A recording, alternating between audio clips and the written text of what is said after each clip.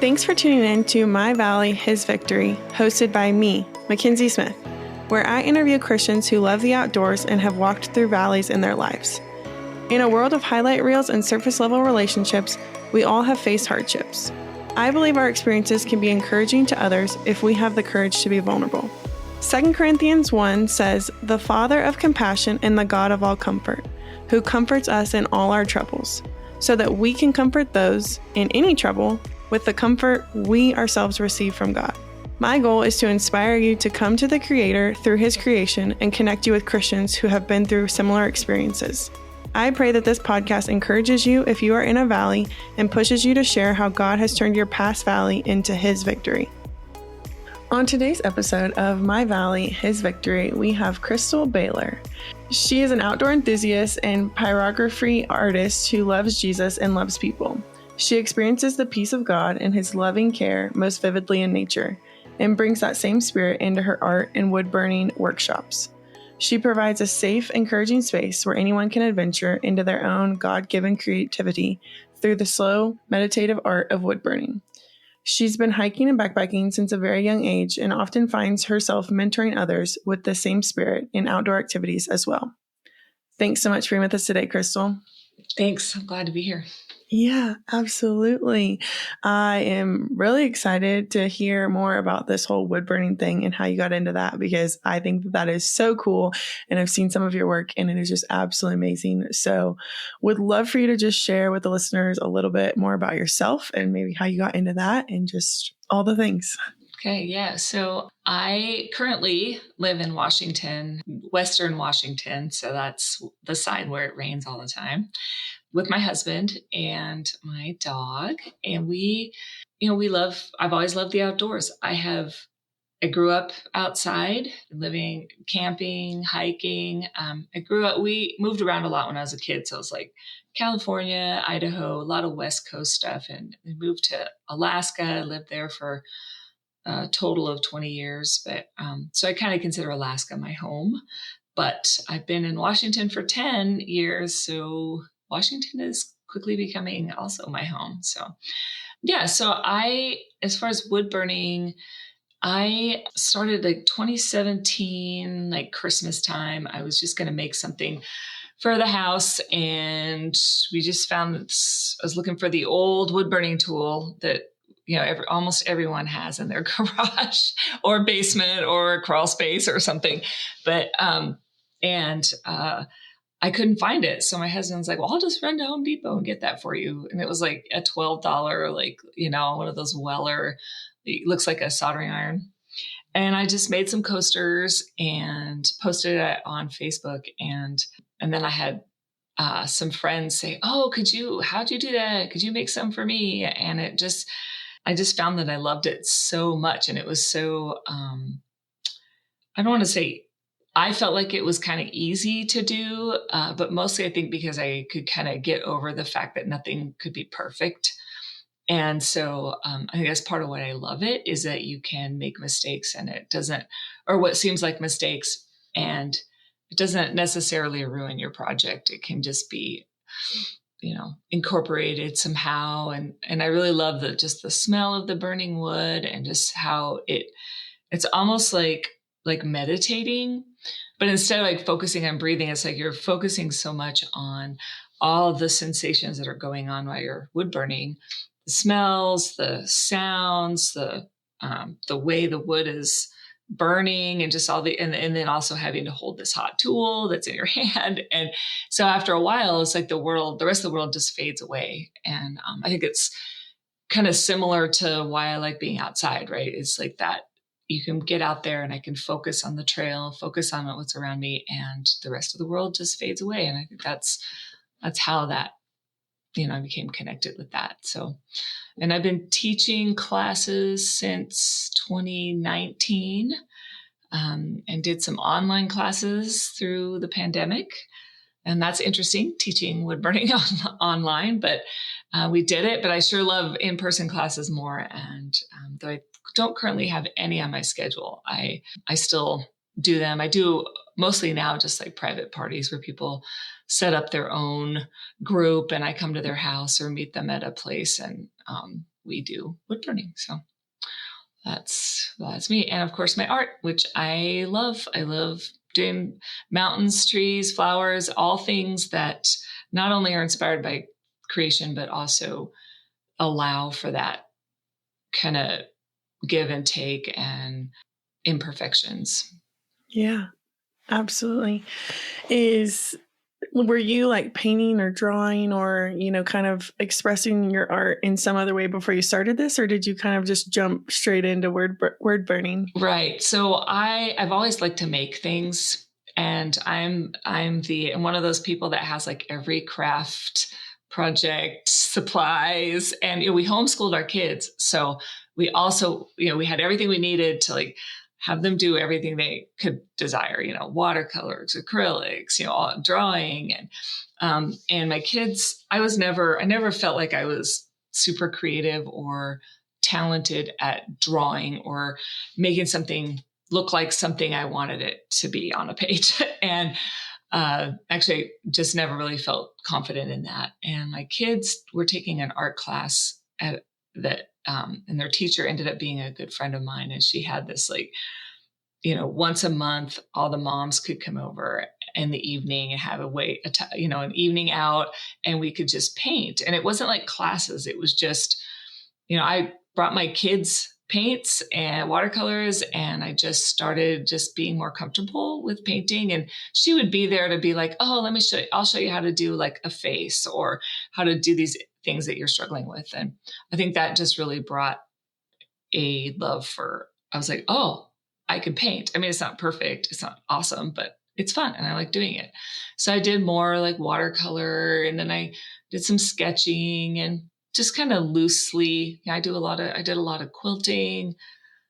It's kind of all over the place. It wasn't until I hit wood burning that I found something that just really captured me and stuck with it. So. Yeah. Yeah. No, that's very cool. I love that you said, you had kind of tried it all and didn't really love any of it. And then you found wood burning and that was your thing. Yeah. And it took a long time.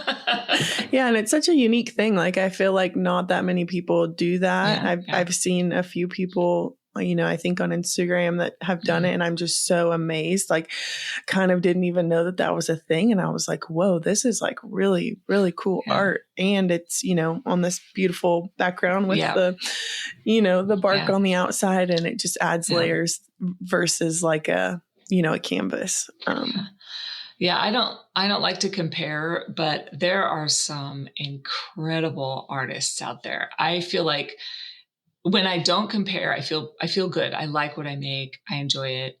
And when I start looking at other people, some other artwork, I'm just like, it's just like fathoms greater. I just can't even comprehend. It's so amazing.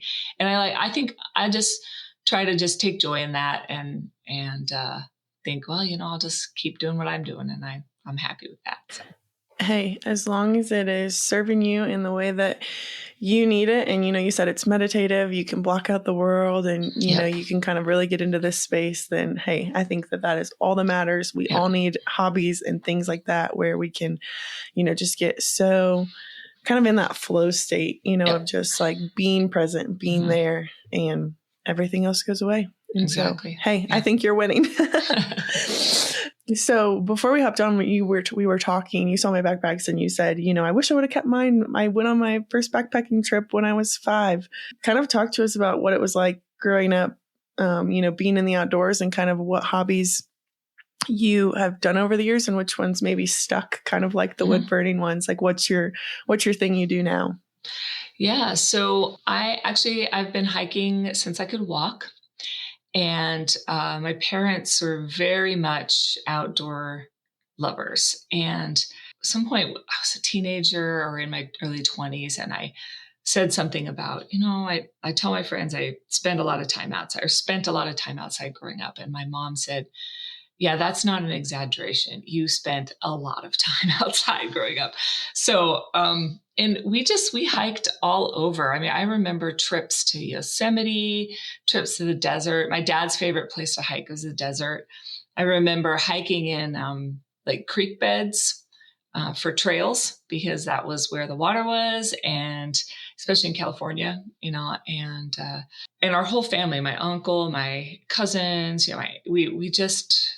there was just a lot of camping. I remember laying down, my parents would pack, my dad would carry, he had one of those big external frame packs, and he would pack that thing with like canned food and rice and like whatever food for a family of 5. Okay. So at this point I had two other siblings, and he would load that thing. I don't know, 50, 60 pounds. And then he would have my sister on his shoulders. She was a year younger than me. So I was the oldest. So I didn't get carried. I had to walk. And he just was like this strong person. And I would marvel at him. And he would teach us, he and my mom both would teach us about, how to walk uphill, to not tire out too soon, and like going sideways, and stepping in snow, and just all the lessons that you learn just doing the things and having these incredible mentors who happen to be my parents, So, so I got my first backpack for my 5th birthday.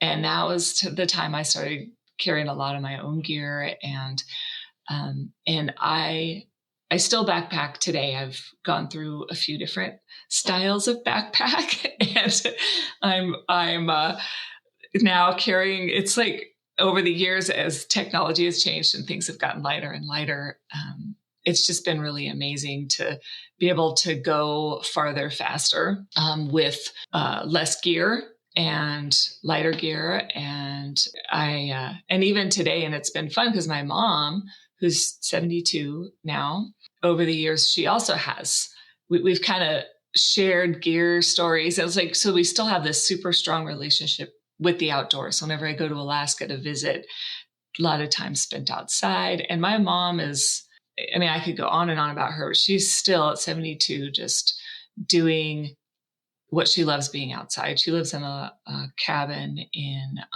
near Talkeetna, Alaska. It's kind of more north of there, but it's like Trapper Creek area. Anyway, so a lot of time spent outside. And over the years, I did some sports in high school, swimming, a little bit of cross-country skiing, mostly.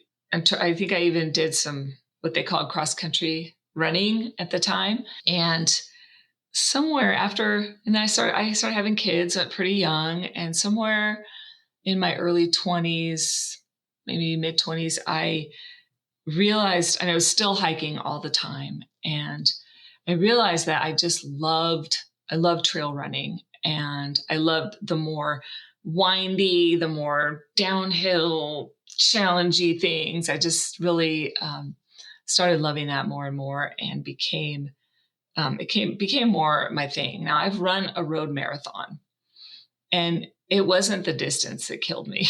It was just running on the road is horrible. It's just, for me, I know there's people who love it, but I just couldn't take it. I did the thing, but I'm done. I will never do that again. And I think that kind of pushed me into, but I can run a long distance on trails. And since I have had a lot of trouble with just injuries, knee pain, ankle pain, foot pain, back pain, it just seemed like over the years I would get going and then I would back off and then I'd get going again. And so it was a lot of off and on. And the times that I wasn't outside able to hike or run, those were times I struggled, but always got back on. And even now haven't been able to run for several months, but I'm hiking, and I've been working with PT and slowly getting better, and finding that I still haven't given up on running. Last year I did my first trail race where I actually ran with other people. I'd never done that before. And it was, I did a 10-miler, and then I did what they call a backyard ultra, where you just run loops. It's a 4.1 mile loop, as many times as you can until you can't do it in an hour. So, I did that with my sister in Alaska, and we did that. We did 6 loops, and which is just short of a marathon, but we came in that 6th loop just as the bell was ringing to be ready to go for the next one. And we could have started the next one, but I doubt we would have finished it. So I was happy with that. But, yeah, so I think, I love, like I still do cross country skiing. I still do, snowshoeing in the winter. I picked up mountain biking. I mean, those are all things I love, but my true thing that I really keep going back to is the trail running, which to me is just hiking fast. I'm not out to make any speed records. I just want to go farther in less time and experience that movement. That's the big thing, is that movement through the woods. It's like the trees going by or running along a ridge. It's just, there's just this sense of accomplishment, and then also experiencing nature. And one of the things about trail running for me is like, it's like I'm solving puzzles one step at a time very quickly. And it's like, I can't think about anything else except for the next thing I'm going to step over, and keeping that kind of that vision kind of soft, and then also paying attention to what's just ahead instead of right under my feet. Like I know what's going to happen under my feet because I just looked at it 2 seconds ago or whatever. And I feel like that provides a lot of mental stimulation and an ability to, see things differently. It's not just focusing on, I do stop and focus on the flower or focus on this certain features, but being able to kind of take it all in while you're moving through it, there's just something special about that. Definitely. I always joke, you have officially made the backpacking transition into ultra running and high endurance. I'm like, I make the joke all the time. People go backpacking, they go one or two directions. They go into running ultras and running marathons and doing all that stuff, or they go into mountaineering. There's two paths, and I feel like most of them go into the like super high endurance stuff. And that's always so funny to me. Like that's just the progression of most backpackers. And so I always have to giggle because I'm like, that will not be me. So you're more into mountaineering then? I think I would definitely go that route. I've never gone, but I hate running so much that I'm like, there's not a chance I'm going that direction. Yeah. However, mountaineering definitely really intrigues me. Yeah. Like that sounds like that's my cup of tea. Yeah. I've climbed a few of the peaks here in Washington, and I love mountaineering. I feel like I'm a little too lazy for it, in that just all the prep that it takes. And the packing and the repacking and the planning and I can just put on my shoes and go running. Like I put on my vest, I have to throw in some snacks and some water, and I can run. Right. And I love mountaineering. I absolutely love the struggle to get up the mountain, the teamwork, the views, just everything about it. I love it, but it's not as accessible as, to me, not as accessible as running. It's still there, and I'll still do it, but it's not, it won't be like the thing. Running will be the thing. Yeah. I think I actually think I prefer the like bigger events that take a lot of planning, because there's a part of me that gets a lot out of that piece of it, personally. And so, anyways, a little side tangent, but that's great. I'd love to try it someday, and hopefully we'll get there. But as of now, I'll just keep doing my backpacking thing. That's great. And I still backpack. That is still a thing I love to do. And I'm right now planning a trip with my sister and a few friends to hike a section, about half of the John Muir Trail. And I love the planning. I'm doing it. I got the itinerary, I got the packing list, I got the maps, so it's been a lot of fun. Love to. You guys are going to have a blast. That's a beautiful section of that trail.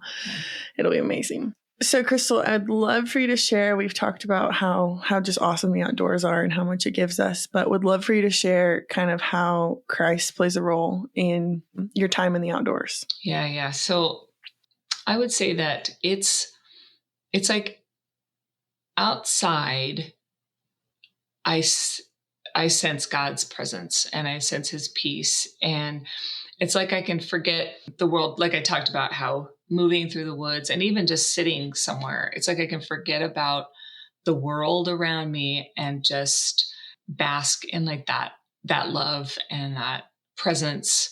Not that I can't feel his presence in other places. I certainly can. But for me, just outside, and part of what it is I'm a verbal processor. And so I always have a lot of words either coming out of my mouth or running through my mind. And it's like I can if I spend a few hours out on the trail, I run out of words.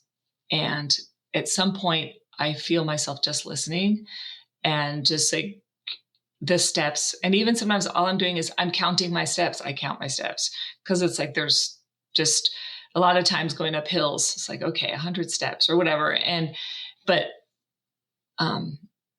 then I can just listen to that kind of voice that's quiet because now my mind has kind of run out of things to say. And ideally, I'd like to be able to just quiet my mind. And I think it does help me to do that at other times too, right? To say, okay, I know how to do this. I know what it feels like to just listen, but being outside makes it just happen more naturally, more easily for me. Yeah. I love what you said there about you eventually run out of things to say to yourself and you can just listen. Yep. And I think that's going to be really helpful to somebody. I think as we talk about this topic, we've all gone out and we've done, a little bit outdoors, but there really does become this point where your thoughts do quiet down. Yeah. And I think there's so many people who think like, oh, that's not possible. Or, you don't know my mind or, like yep. I got a lot going on in there. And it's like, there's just something about it that I always say like recalibrates us. Like we have those thoughts and we have a lot of thoughts, but then at some point our brain just starts thinking about like, okay, what's important? How can this, actually come to fruition? Like it gets very practical in the outdoors, which I feel like doesn't happen always in our normal environment. And so, it's really helpful. And then you have the space to be able to listen and to just also focus on, oh, okay, that's not important right now. Like, chunk that one out the window instead of just like ruminating on it for a long time. Yeah. That's really helpful. I would love for you to share a story about a way in which maybe God has revealed himself to you or spoken to you through the outdoors. Yeah. So I feel like I can often hear God, saying to me, he's saying, hush, or it's okay. It's okay to be sad. It's okay to be angry. Just kind of let me be here with you, even though you're having all these thoughts and all this stuff going on. And over the years, I've gone through a lot of things. And there was a time when I was really struggling and I was just thinking about how, I don't want to be here anymore. I hate this world. I hate all the suffering. I don't want to suffer. I hate what other people do to other people and, just the evil in the world and all that. And I did what I normally do, which is I'm outside and I'm hiking and I'm working hard and I'm just telling God how sad I am and how angry I am. And this particular day, I was hiked to a waterfall, and I don't even remember. It was in Alaska, and I just remember climbing and working really hard and getting to close to the top. And there's a spot where you could kind of go out on some rocks and just sitting there. And like, I wasn't having any thoughts of like, oh, I could throw myself. I wasn't trying to hurt myself or end my life. I just sat there, and it was like the waterfall was so loud and I couldn't hear anything. You know how it is, especially if they're really roaring. So you can't hear a thing. There's nothing. And so, and I just cried, and I was just crying. And at some point I just slowly felt this calmness come over me. And God does that to me a lot. This is just one example, but it's like, I'm crying and I'm crying out and I'm begging God for whatever it is, for peace, for anything. and then it just kind of begins to settle, right? And that time spent there, not thinking about anything else, just experiencing the loud waterfall and the water flowing over and the pools down in the below. And I just felt this assurance that he was there, and he's always been there, and he always will be there. And it just brought me great comfort just to know, like, I felt of the presence of God, and I get better at feeling the presence of God in other places, but I really can feel it out there, especially in times when life is hard. It's like he really brings it and makes himself more known to me through the hard life, which I wish it wasn't that way, but that's how it is. If you want to feel God's presence, sometimes it's got to hurt. So yeah. Well, I think, we as humans are just stubborn, right? And so we actually, when things are good, we tend to, kind of step away and not rely on him as much. Right. And so there is, unfortunately, this like, we have to need him a little bit. And sometimes that comes through some hard things. And so I think he's, like you said, he's always there, and he always wants to be there. But, just as humans, we get stuck in our, in our ways, and we, can say hello when we want to, and we can keep on moving and trucking when we don't want to. So right. Yeah. It's part of the human experience, unfortunately, but it's just, I wish there was a way that we could not be that way, and that we could, and I think we all try, to call on him and to lean on him and everything, but there's definitely a humbling experience when we actually do need him, and we figure out what that looks like real quick. It's true. Yeah. But thank you so much for sharing that. And just, man, I'm just in these stories, I'm always reminded of just the kindness of God, and just how in those moments of despair, he's just so kind to just, almost like put his hand on your shoulder and just say, it's going to be okay. Yeah. I'm here. Regardless of how we've been with him in relationship up until that point too, which is crazy. He is faithful. I mean, that is one thing that's just really, I think it's great when you discover it younger, but there's something about having experienced his faithfulness many, many, many times over that really hits home how faithful he is, no matter how unfaithful we are. So, that's so good. It's true.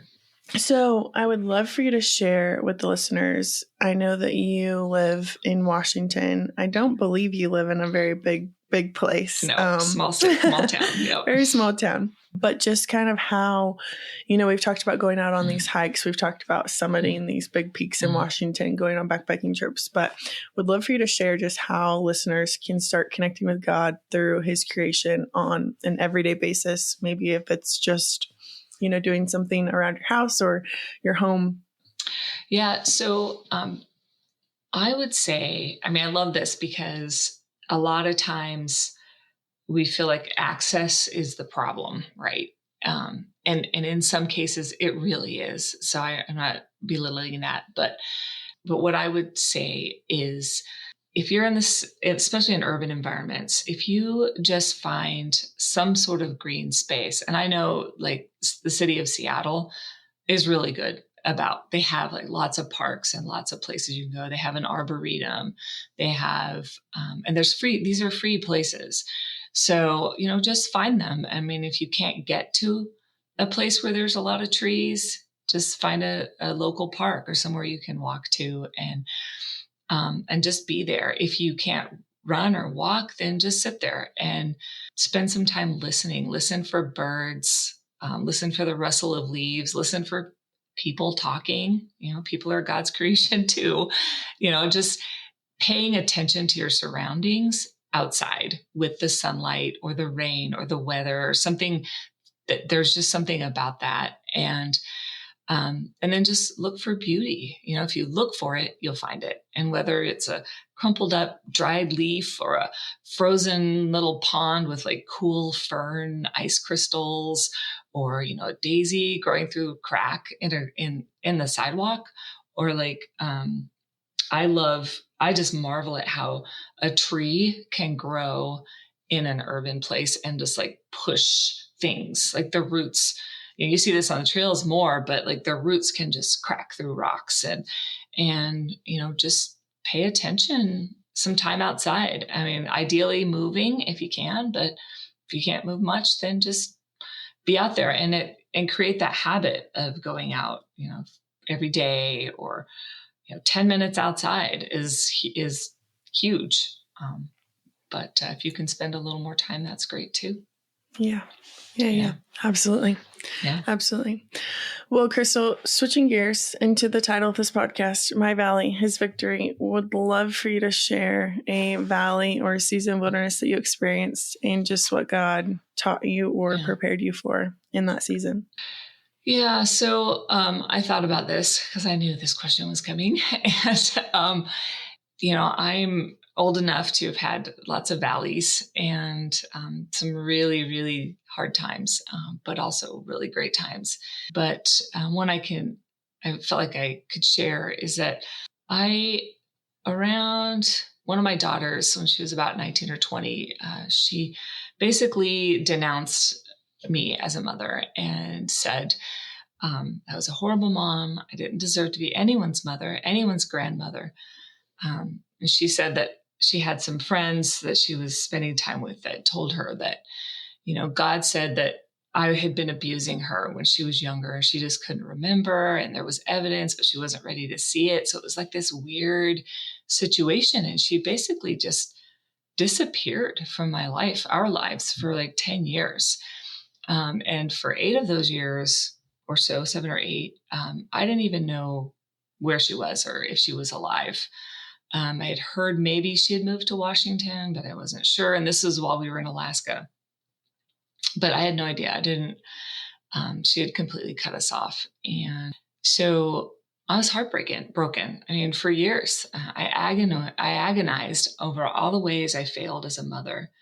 Like I know I wasn't perfect and I did the best now I can look back and I can say, I wasn't perfect, but I did the best I could with the tools that I have. I was a young mom. For a lot of the years, I was a single mom. And, and I look back and I can say, yeah, sure, I could have prayed more. I could have asked more questions. I could have been more disciplined, less disciplined. It was like there was no winning, right?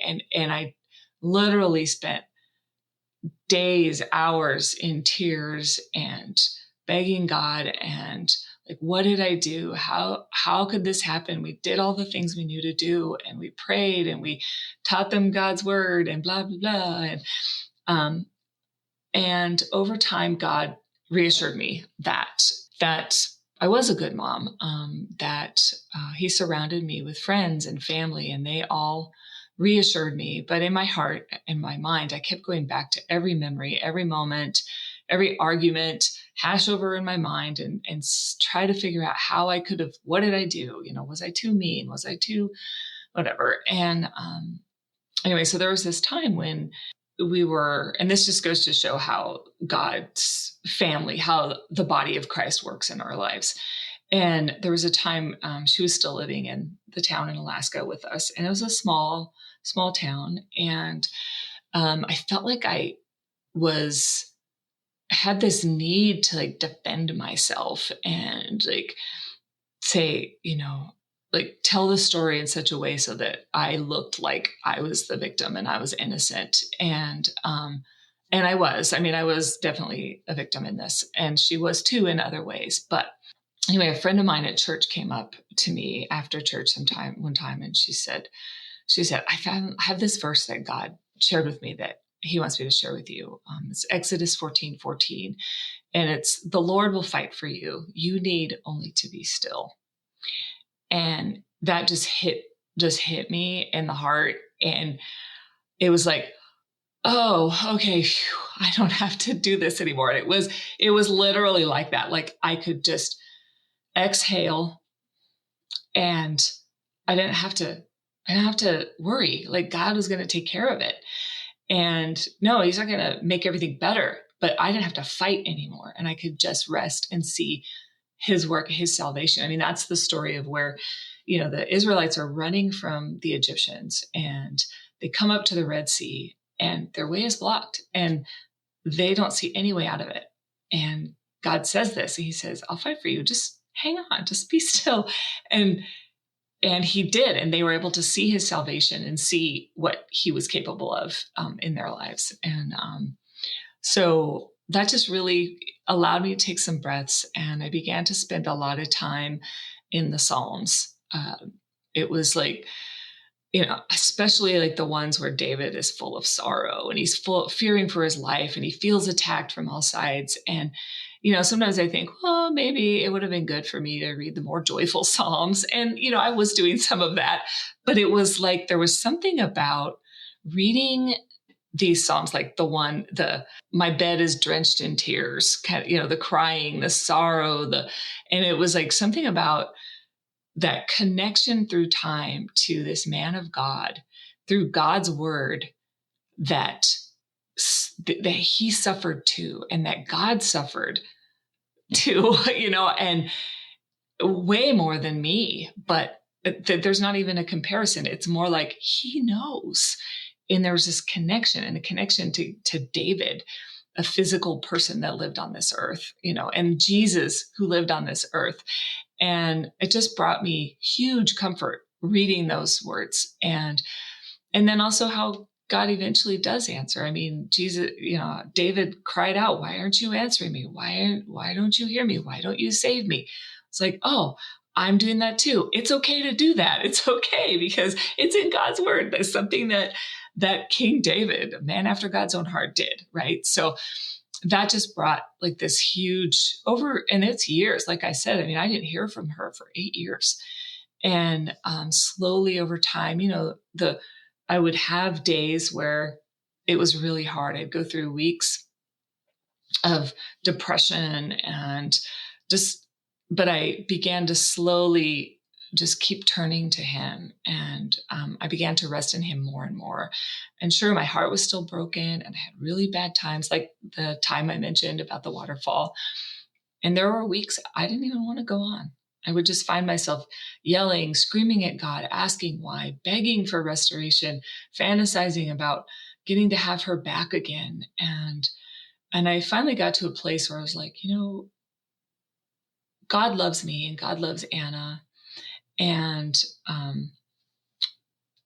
he's doing something here, and I don't know what it is. And I may never see the final restoration. In fact, I will see it. I'll see it in the resurrection when God makes everything right again, right? And it's not like, I mean, he talks about, the world is wiped away, the tears are wiped away, and there's no more crying and there's no more tears, but it's more than that. It's like the things that were bad are now good, will then be good. And it's like, I can't even comprehend that, but I just have to say, that's what brought me the comfort, was knowing that God is doing something here.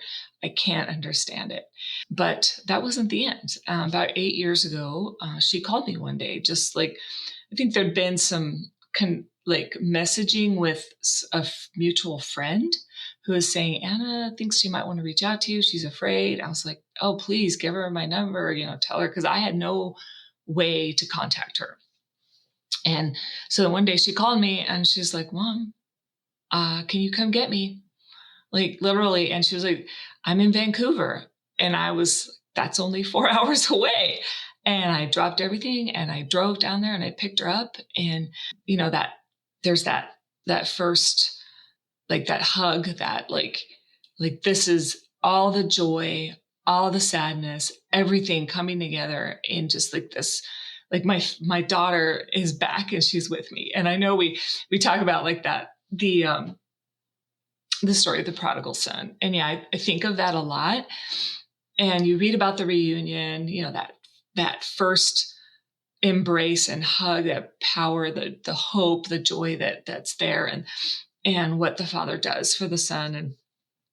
But we don't really talk about the life that they had together after that. And, who knows what it was, but it's not easy to bring back into your life, to have back when it's like you're cut off, and then 10 years later, you're picking up again. And in between, in that 10 years, who knows what kind of trauma she went through. And the more I hear, the worse it is. It's just like, so she can't help but be a different person. And I'm a different person.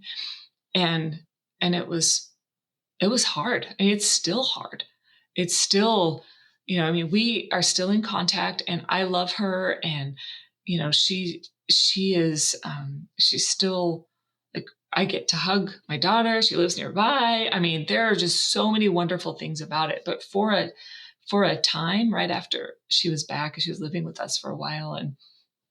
And like, there were days I was just like, okay, Lord, it's like, I know you're doing something here, and thank you so much for bringing her back, but this is really painful.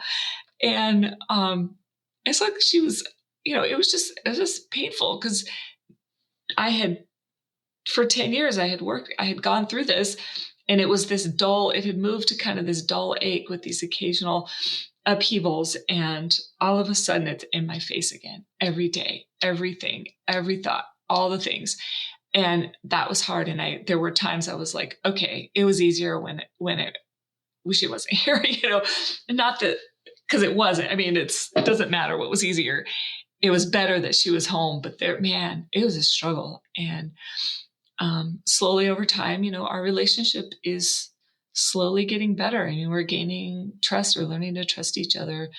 And I just pray that God will bring her back to him in a way that's real to her, and that she will sense God's presence and love, in her heart. Because right now, it's probably for her, I can only imagine, just wondering, why me, why all this happened. And, because I've been there, the wondering and the thinking that God's punishing me for some reason, or picking on me for some reason. And I would like her to experience God's love.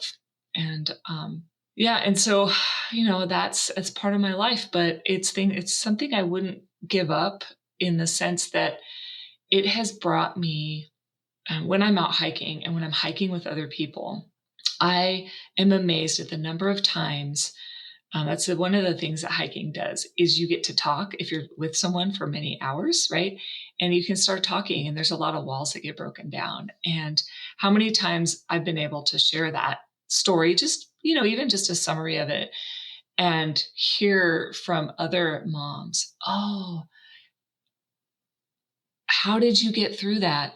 What did you, like my child I'm dealing with something similar, or there was just these ways. And like your podcast, we're going to comfort each other with the comfort that we've been comforted with, and it's like, it's the same. And I can say, here's what I did, and here's how God helped me. And, it may never get better in this world, but it will be better in the end. And, so that's where it's at. Yeah. Well, thank you so much for sharing that. I have a lot of questions, but I'm going to try my hardest to keep them practical. Yeah.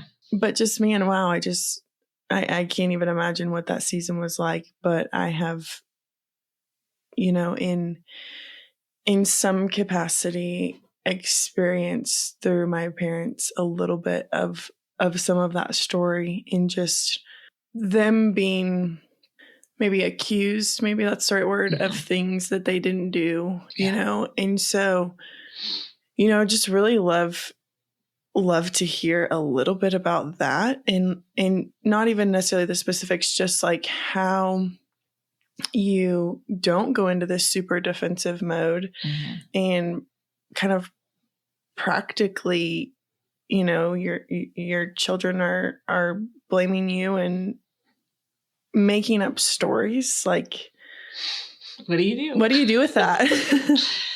Well, a couple things. When occasionally early on, before she stopped talking to me, there would be accusations about specific things. One example would be, you kept the letters that my dad would write to me, and you never let me see them. And so that to me was not easy, but that's just a stark example of, nope, I know that's not true. Because not only do I not remember doing it, it goes against my character to do that. And so, and that was, in some ways, that's relying on me, but in some ways, it's like God reminding me, like, no, there's a person you are that would not do that thing, right? I mean, yeah, I'm sure we're all capable of sin, and we're all capable of hurting others, but I could say that. And so that was something. And there were things that would be said, and I'd be like, nope, I know that's not true. And then there's things where I'm like, I don't remember, or I could see how she would see it that way.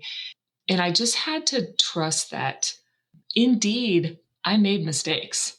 There were times, like an example would be, I worked really hard not to tell my kids, especially my girls, that there was anything wrong with their body, right? Like this was a thing for me. It was important for me to know that they were beautiful the way they were. And I tried really hard not to say anything about that, but I suffered from, I don't call it body dysmorphia or whatever, but, and I realized that I said things like, I would look in the mirror and I would say something about me being fat. I'm fat. My pants are too tight. And I realized that later I realized how much that affected their thinking when they heard me say that. And so I think part of it is knowing what you need to reject as false, and then also being able to accept what you did do that wasn't right, or that was a mistake, or that was just done out of ignorance, and being able to just say, yep, and claim and accept that and take responsibility for it and be sorry for it if you need to be. And just being able to trust that God is working even my mistakes and even my sin and my inability into some sort of plan that he has that I don't understand. And so I think that's a big part of it, is just accepting my weakness, knowing that God is strong and God is the one who will do the work. And through all the things that I went through as a child, he has made me the person I am. And so I just don't know. And so I kind of have to say, yep, I don't know. So I'm going to trust you. Yeah. Yeah. No, that's helpful. Thank you for those couple of examples. And, that it can be, no, I didn't do that. That is solely false. Or also that maybe wasn't my intentions, but there were things that maybe, that you could have interpreted, in a certain way. Yeah. And so I think that's really, really helpful, because maybe you didn't say anything to her specifically, but you were, talking to yourself that way. And there were things that got seen through a different lens, maybe, than yours, which is always, helpful. Yeah. And sometimes I was just wrong. Like, it happens. Yeah. So. No. Yes. So I want to kind of go back to that phone call and just the oh yeah, hey, 10 years she had, been kind of dragging you through the mud, is what I'm going to say. Mm-hmm. How were you able to just, hey, yeah, I'm here, I'll go. And, have that beautiful embrace and that, like, I love you, I'd do anything for you, with also probably this like righteous anger, at the same time. I'm just thinking of, people in that scenario of like, yeah, I would love for you to just share a little bit of like the push and the pull of that. Yeah. So, well, first off, she's my girl. She's my baby, my daughter, my child who called me. And, like nothing else mattered in that moment. Even in the drive down there, I drove by myself. It was like, it was a miracle. And I just saw it as that. And just like in the story of the prodigal son. It's like she was dead and now she's alive. And I think having all those years of processing and trusting God and being surrounded by loving people, it made it possible. It brought my heart to this place where I didn't hate her. I had already forgiven her for the things that were the ways that she hurt me specifically. And I was really just in this place of understanding and seeing her brokenness and knowing that even if she wasn't my daughter, every person is broken, and people who are hurtful and ugly towards each other, that's usually the case as well. Like there's a brokenness, there's a heartbreak there somewhere, and there's pain and there's suffering. And, and of course, all the things are going through my mind. What am I going to say? What is she going to look like? All that, that stuff. But I don't know. And I think part of it is just the Lord had worked on me for so many years and whittled away at all the hard edges. I've always been kind of a sensitive person. I cry easy. I laugh a lot, and so I don't know that bitterness was necessarily something that came easily to me.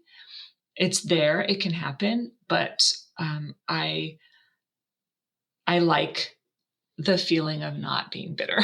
So, I like to have joy.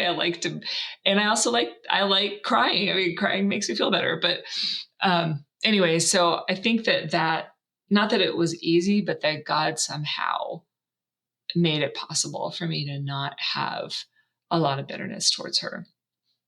So yeah, that's kind of the back and forth on that. But, it's like our children, sometimes I think God, this isn't even answering your question. This is totally separate, but I feel like there was a point where my children probably were an idol to me, and not just the children as people, but this ideal that I had in my mind of what a family looks like, how children should be, and the relationships that moms and daughters should have, et cetera, et cetera. And I don't believe it's possible that God took that away from me to show me that, but it's also possible that is just a fact.